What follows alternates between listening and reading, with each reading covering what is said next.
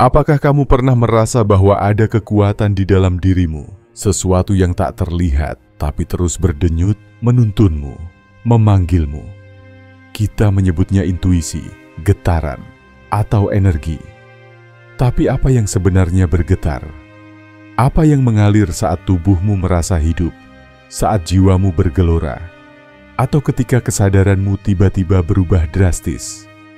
Selama berabad-abad, berbagai tradisi spiritual telah berbicara tentang pusat-pusat energi dalam tubuh manusia. Mereka menyebutnya cakra. Dalam buku-buku yoga, meditasi, dan bahkan budaya pop spiritual modern, cakra dipetakan sebagai 7 titik cahaya berwarna-warni yang menyusun tubuh halus kita, dari dasar tulang belakang hingga mahkota kepala. Mereka digambarkan sebagai roda energi yang harus dibuka, dibersihkan, atau diseimbangkan. Namun, bagaimana jika semua itu hanya permukaan dari misteri yang jauh lebih dalam? Bagaimana jika cakra bukan sekadar titik energi, melainkan pintu masuk ke realitas lain dari kesadaranmu? Jendela menuju dimensi yang telah disembunyikan dari manusia biasa. Hari ini, kita akan menyelam lebih dalam dari apapun yang pernah kamu dengar. Bukan sekadar warna, mantra, atau gerakan yoga. Kita akan menggali warisan kuno yang dikaburkan oleh zaman, ditutup oleh dogma, dan disederhanakan oleh spiritualitas modern. Dalam video ini, kamu akan mengetahui bagaimana cakra sebenarnya tidak pernah dimaksudkan sebagai alat penyembuhan biasa. Mengapa pemahaman cakra dalam naskah kuno berbeda total dengan ajaran populer sekarang?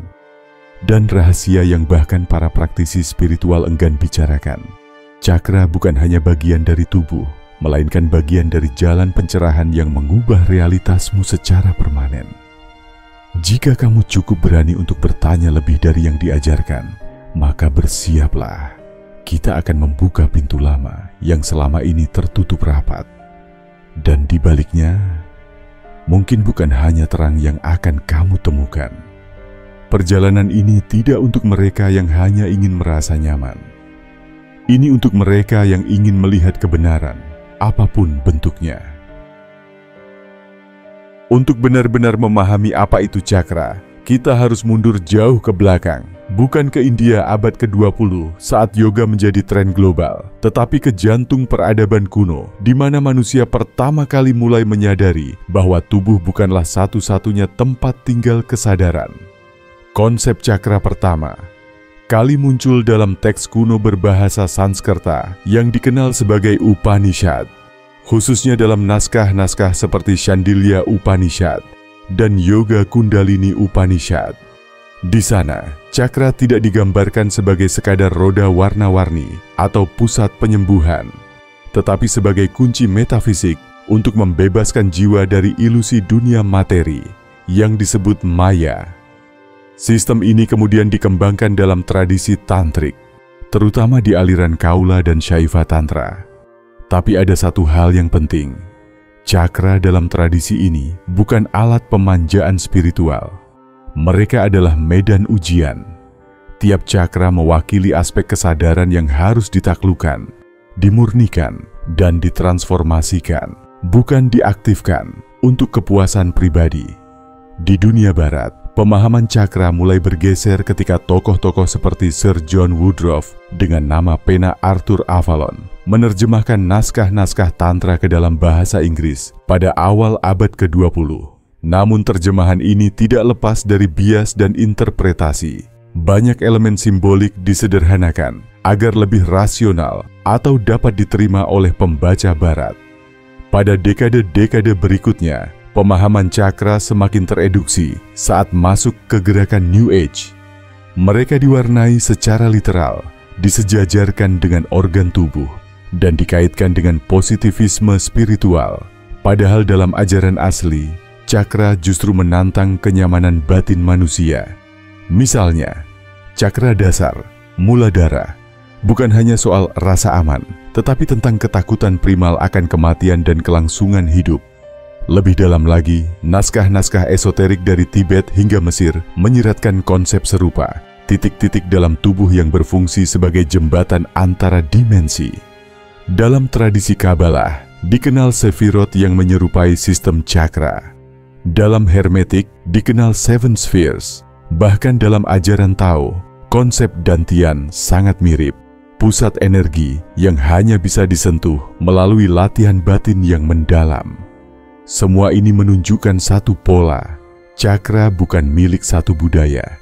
Ia adalah bahasa universal jiwa manusia. Lalu, mengapa ajaran aslinya terlupakan? Karena siapapun yang benar-benar mengaktifkan cakra dengan pemahaman penuh, tidak lagi bisa dikendalikan oleh sistem sosial, ekonomi, atau agama. Ia menjadi bebas. Bukan bebas dalam arti liar, tetapi bebas dari ilusi. Dan manusia yang bebas tidak bisa dijinakan. Itulah sebabnya esensi cakra disamarkan. Dimasukkan dalam narasi penyembuhan diri. Diberi warna dan kristal, lalu dijual kembali dalam bentuk workshop dan paket pelatihan. Padahal, di balik itu semua tersembunyi jalur rahasia menuju kebangkitan sejati yang tak semua orang sanggup menempuhnya. Bayangkan tubuhmu seperti kuil tua yang telah lama ditinggalkan, penuh debu, sunyi, dan hanya sesekali bergetar oleh bisikan halus yang tak kamu pahami. Cakra, dalam esensi terdalamnya, adalah ruang-ruang suci di dalam kuil itu, tersembunyi di balik lapisan kesadaran yang selama ini tertidur. Dalam banyak ajaran kuno, cakra disebut sebagai Padma, bunga teratai. Tapi ini bukan sekadar simbol keindahan spiritual. Bunga teratai tumbuh dari lumpur. Artinya, perjalanan menuju cakra tak dimulai dari langit, tapi dari kegelapan yang paling dalam. Mari kita mulai dari yang pertama, Muladhara. Cakra akar. Di spiritualitas populer, ini diasosiasikan dengan keamanan dan hubungan dengan bumi. Tapi makna terdalamnya jauh lebih kelam dan jujur. Ini adalah pusat rasa takut akan ketidakadaan. Ini adalah ruang di mana manusia dihadapkan pada kenyataan bahwa tubuh bisa mati, dunia bisa runtuh, dan semua kenyamanan bisa hilang kapan saja. Mereka yang benar-benar menembus cakra ini bukan hanya merasa grounded, tapi juga berdamai dengan kematian itu sendiri. Ia berdiri dengan tenang di tengah kekacauan. Naik satu tingkat, Svadhisthana, cakra sakral, sering dikaitkan dengan seksualitas dan emosi. Tapi ini bukan tentang menikmati kehidupan, melainkan tentang menghadapi bayang-bayang keinginan terdalam. Ini adalah gerbang tempat kamu dipaksa melihat segala keterikatanmu pada kenikmatan, pada ketergantungan, pada rasa ingin menguasai. Disinilah banyak pejalan spiritual tersesat. Mereka menikmati cahaya awal tanpa menyadari bahwa mereka baru menyentuh permukaan dari samudera nafsu batin. Selanjutnya, Manipura, cakra solar plexus. Ini dianggap sebagai pusat kekuatan pribadi dan kehendak. Namun cakra ini bukan tentang menjadi percaya diri. Ini adalah ujian tentang ego. Di sini kamu harus bertanya, dari mana sebenarnya kekuatanmu muncul? Apakah kamu memaksakan kehendak pada dunia? Ataukah kamu membakar egomu di dalam api yang sama? Banyak yang terjebak di cakra ini. Mereka merasa kuat, padahal yang menguat adalah ilusi identitas. Setiap cakra bukan hanya harus dibuka. Mereka adalah ruang yang harus dilewati.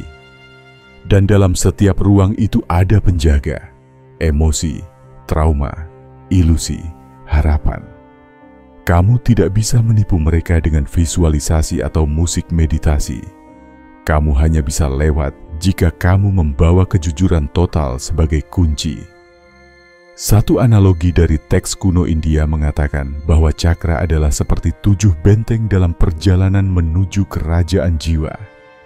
Setiap benteng punya gerbang dan setiap gerbang dijaga oleh satu bentuk ketakutan utama, Jika kamu lari dari ketakutan itu, kamu kembali ke awal. Jika kamu menatapnya dan tetap melangkah, gerbang terbuka. Inilah mengapa hanya sedikit yang bisa benar-benar membangkitkan cakra. Karena membangkitkan berarti menantang seluruh struktur kenyamanan dan ilusi dalam dirimu. Sekarang, tanyakan pada dirimu, apakah kamu siap untuk kehilangan versi dirimu yang lama demi melihat kebenaran dari pusat-pusat cahaya ini? Karena setelah 3 cakra pertama, kamu belum naik ke cinta.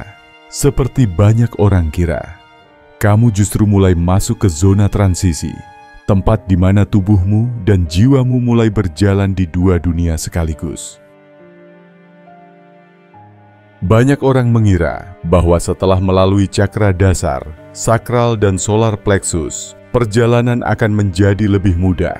Mereka membayangkan bahwa cakra keempat, Anahata, adalah tempat di mana cinta universal mengalir begitu saja, menghapus semua luka dan membawa damai.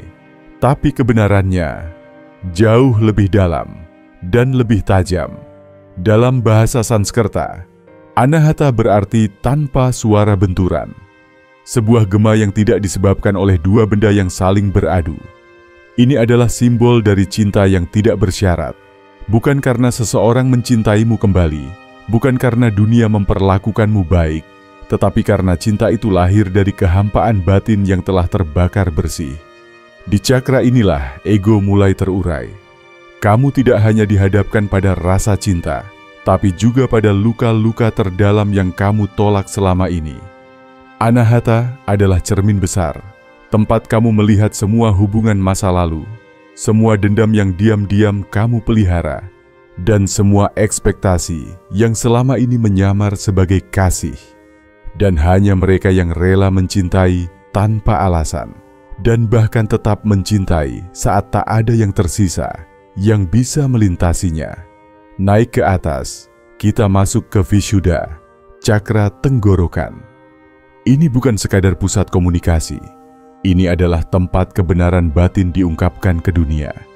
Banyak yang berbicara, tapi berapa banyak yang benar-benar berkata jujur? Cakra ini menuntut bukan hanya keberanian bicara, tapi integritas antara kata dan jiwa. Jika kamu masih berbicara untuk menyenangkan, untuk mengendalikan, atau untuk membangun citra, maka cakra ini akan memblokirmu. Dalam tradisi Tantra, cakra tenggorokan disebut sebagai pintu ke kehancuran identitas. Karena di sini kamu mulai tidak bisa lagi menyembunyikan siapa dirimu sebenarnya. Suaramu akan membawa getaran jiwamu, entah kamu siap atau tidak. Lalu tibalah kita pada Ajna, cakra mata ketiga. Dunia modern membahasnya sebagai pusat intuisi, penglihatan batin, bahkan kemampuan psikis. Tapi dalam teks-teks kuno, Ajna disebut sebagai prajna, pengetahuan langsung, tak terbantahkan, melampaui logika dan emosi. Namun, inilah yang mengejutkan. Cakra ini bukan hanya memberimu penglihatan, tapi juga akan menghapus segala ilusi yang kamu pegang selama hidup. Di titik ini, kamu akan mulai meragukan segalanya. Dunia, waktu, bahkan dirimu sendiri. Dunia bisa mulai tampak seperti mimpi, dan akumu terasa seperti bayangan. Itulah sebabnya banyak orang yang secara tak sadar mundur setelah mencapai getaran Ajna. Karena cahaya yang begitu terang bisa membutakan mereka yang belum siap melepas segalanya. Dan terakhir, Sahasrara, cakra mahkota. Ini sering dianggap sebagai akhir, namun para yogi kuno menyebutnya bukan sebagai puncak, tetapi sebagai penghilangan total. Di sini tidak ada lagi kamu, tidak ada cakra, tidak ada tubuh, tidak ada jiwa yang terpisah. Yang ada hanya kesatuan absolut dengan yang ilahi. Kamu tidak akan bisa merasakan sahasrara seperti cakra lainnya, karena kamu tak lagi menjadi pengamat. Kamu telah menyatu. Ironisnya, banyak yang ingin membuka sahasrara tanpa pernah menaklukkan cakra dasar. Mereka ingin kebangkitan tanpa kejatuhan, ingin cahaya tanpa bayangan. Tapi sistem cakra bukan tangga linear. Ia adalah spiral transformasi yang mengharuskanmu menghadapi seluruh spektrum keberadaanmu. Kesimpulan dari bagian ini, cakra bukan alat, bukan ornamen spiritual. Ia adalah serangkaian gerbang inisiasi yang menguji siapa kamu sebenarnya, di balik semua peran dan nama. Dan satu hal terakhir, setiap cakra ketika disentuh secara mendalam akan mengubah hidupmu secara permanen. Ini bukan tentang pengalaman spiritual sementara. Ini adalah kematian dan kelahiran kembali dalam satu tubuh, satu napas, satu kesadaran. Setelah memahami kedalaman cakra sebagai gerbang kesadaran, muncul satu pertanyaan besar. Bagaimana kita bisa menjalaninya dalam kehidupan nyata tanpa tersesat dalam ilusi spiritual atau dogma yang menyesatkan? Pertama-tama, pahami bahwa cakra bukan sesuatu yang perlu dicapai atau dibuka dengan paksa. Mereka akan terbuka ketika waktunya tiba, ketika kamu siap secara psikis, emosional, dan spiritual. Maka, bukan tekniknya yang utama, tetapi kesadaranmu saat menjalaninya. Berikut ini bukan cara cepat, tetapi praktik hidup yang telah digunakan para pencari sejati selama berabad-abad. Bukan untuk mengaktifkan cakra demi kekuatan batin, tapi untuk membersihkan jalan batinmu agar cahaya itu hadir sendiri. 1.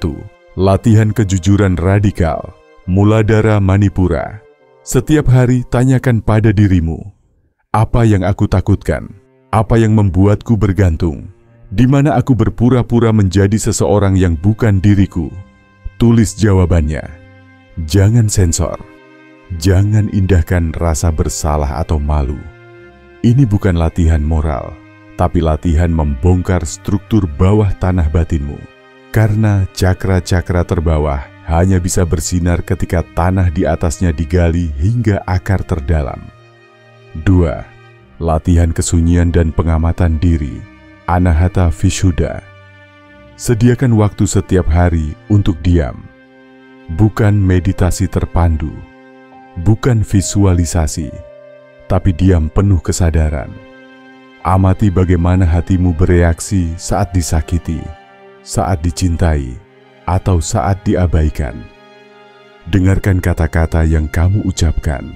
Apakah mereka lahir dari kebenaran atau dari rasa takut?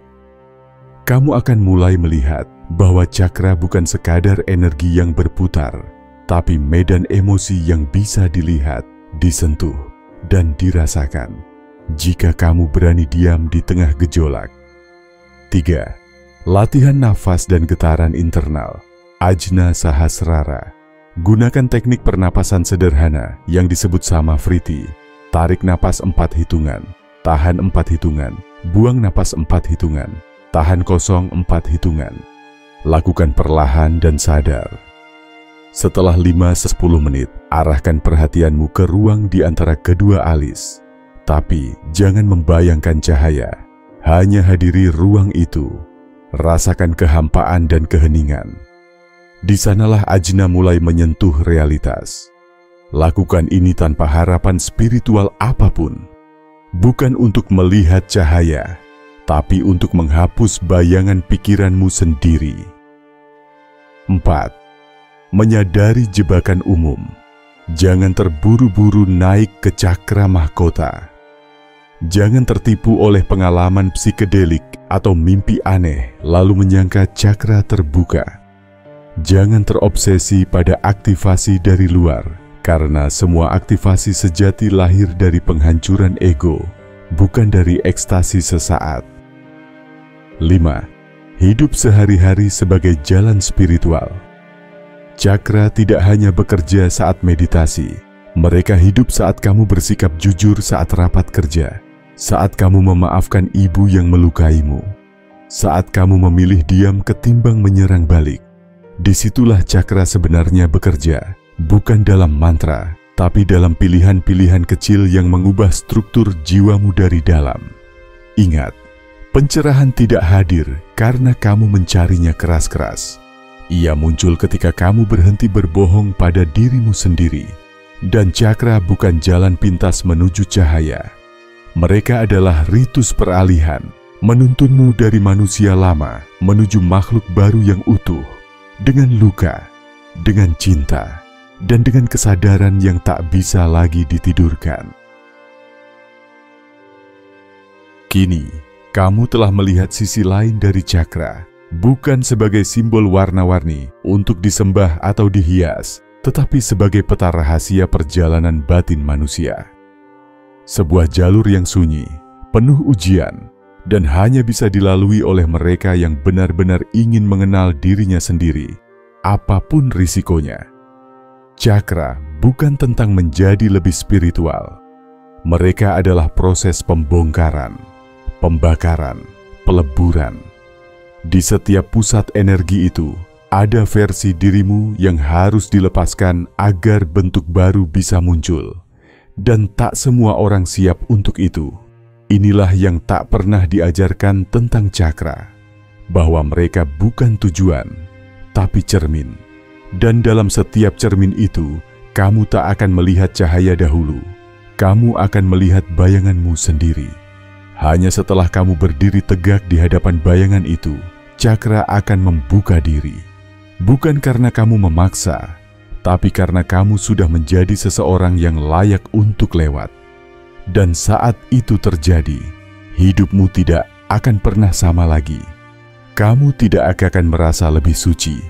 Kamu akan merasa lebih utuh, lebih manusiawi, lebih sadar bahwa terang dan gelap bukan musuh, tapi bagian dari tarian agung yang menuntunmu menuju satu hal. Kesadaran murni yang tak terikat bentuk, nama, atau identitas. Pertanyaannya sekarang, beranikah kamu untuk melanjutkan perjalanan itu? Beranikah kamu menyusuri setiap gerbang, bukan untuk menguasai dunia, tapi untuk menguasai dirimu sendiri? Karena pada akhirnya, pencerahan bukan tentang menjadi cahaya, tapi tentang menjadi transparan, agar cahaya itu bisa lewat tanpa terhalang ego. Jika video ini menggugahmu, tinggalkan jejakmu di komentar. Bagikan pada mereka yang mencari, bukan yang penasaran. Dan seperti biasa, jangan percaya sepenuhnya.